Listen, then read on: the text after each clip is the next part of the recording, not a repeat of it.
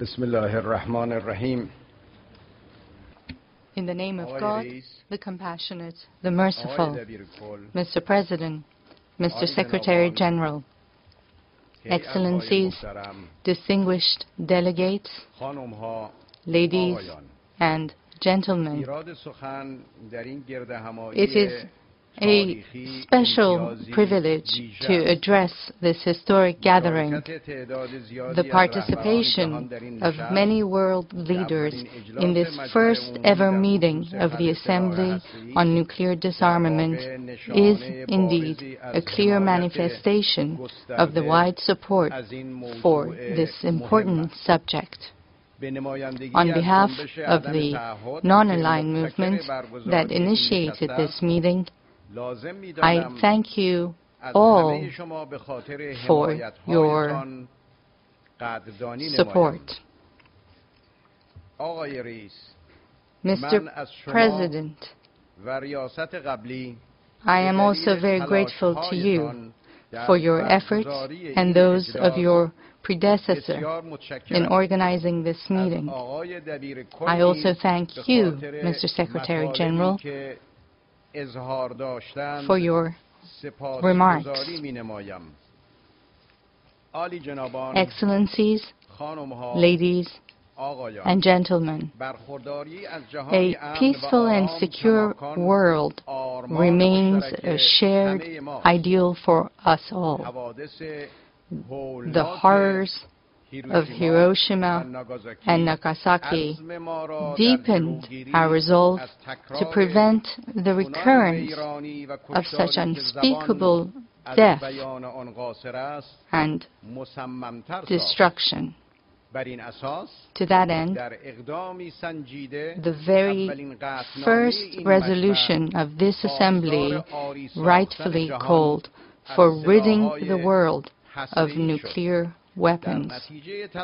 We have now an architecture of treaties, norms, and forums that aim to achieve this agreed goal. Yet, thousands of these weapons continue to pose the greatest threat to peace. Steps for de-targeting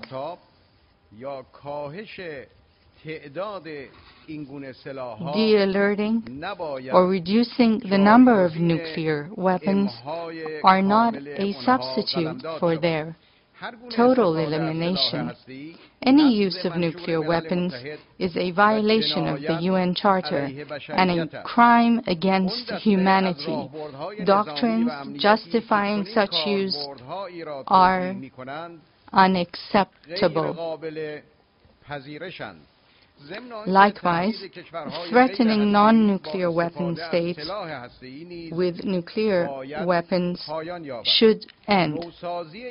The modernization of these weapons also undercuts efforts for their total abolition. These should therefore be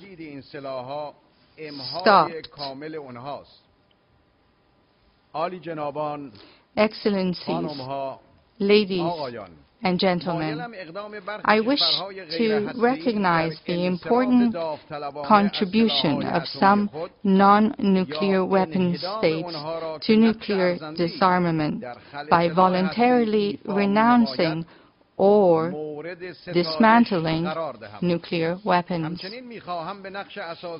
I also recognize the valuable contribution of nuclear weapon-free zones to nuclear disarmament and international peace and security. I commend the seminal role of non-nuclear weapon states, particularly the NAM states, which make up the bulk of these zones. The non-aligned movement calls upon all nuclear weapon states to ratify related protocols to all treaties establishing such zones, withdraw any reservations or interpretive declarations incompatible with their object and purpose, and respect the denuclearization status of these zones.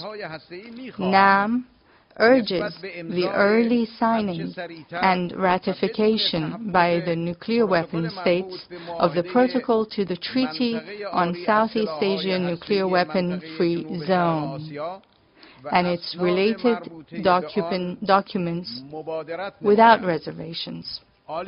Excellencies, ladies and gentlemen, almost 4 decades of international effort to establish a nuclear weapon-free zone in the Middle East had regrettably failed.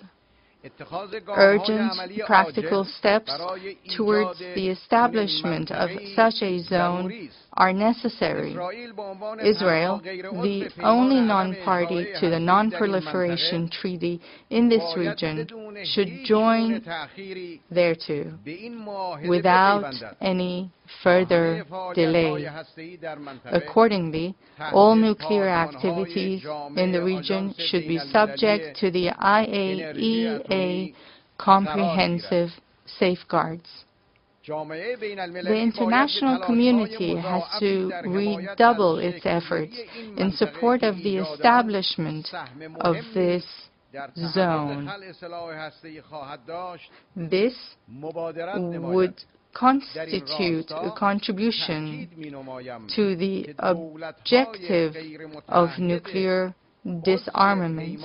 In this regard, I reaffirm that the NAM state parties to the NPT urge the convening of the Conference on the Establishment of a Zone Free of Nuclear Weapons and all other weapons of mass destruction in the Middle East, without any further delay, with the participation of all countries in the region to avoid unwanted consequences.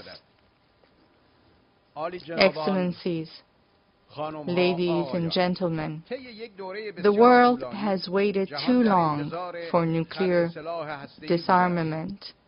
The indefinite possession of nuclear weapons cannot be tolerated, nor can their complete elimination be further delayed. Nuclear weapon states have the primary responsibility for nuclear disarmament.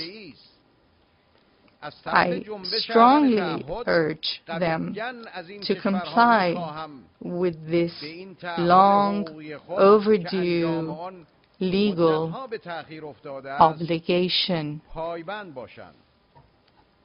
The fulfillment of nuclear disarmament obligations must not be delayed any further or held hostage to progress on non-proliferation or the perceived notions of strategic stability. Nuclear disarmament and non-proliferation are mutually reinforcing. They should be pursued simultaneously, not one at the cost of the other. Non-proliferation derives its legitimacy from the larger objective of nuclear disarmament. It should be implemented in a comprehensive and non-discriminatory manner. As long as nuclear weapons exist, the risk of their use, threat of use, and proliferation persist. The only absolute guarantee is their total elimination. Pending that day, nuclear weapon states should refrain from any threat or use of nuclear weapons against any non-nuclear weapon state under any circumstances. The current declarations on negative security assurances are inadequate. They must be codified into a universal legal instrument.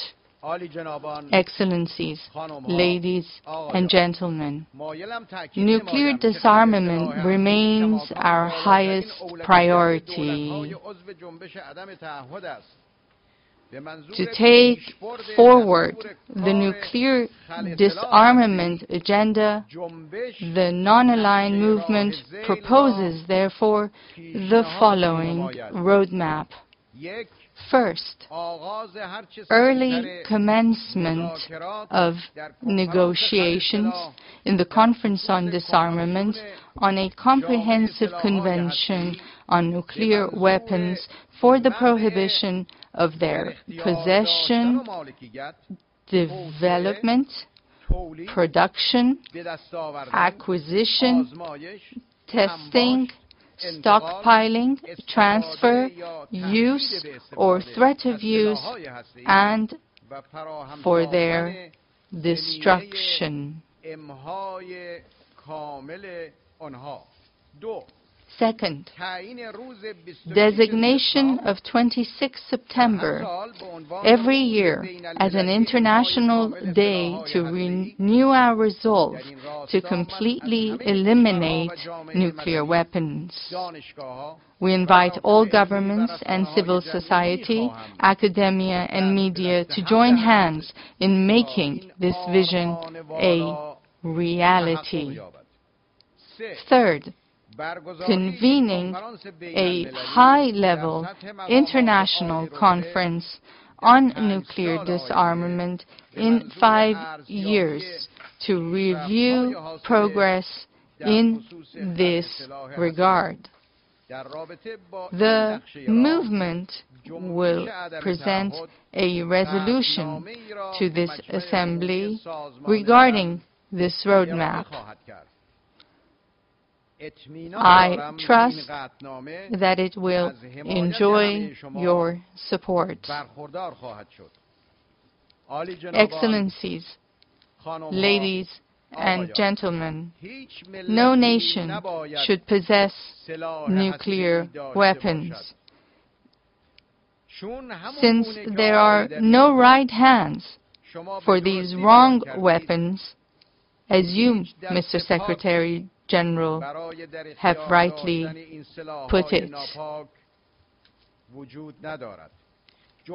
NAM is determined to make every effort to realize the vision of a nuclear weapon-free world without further delay.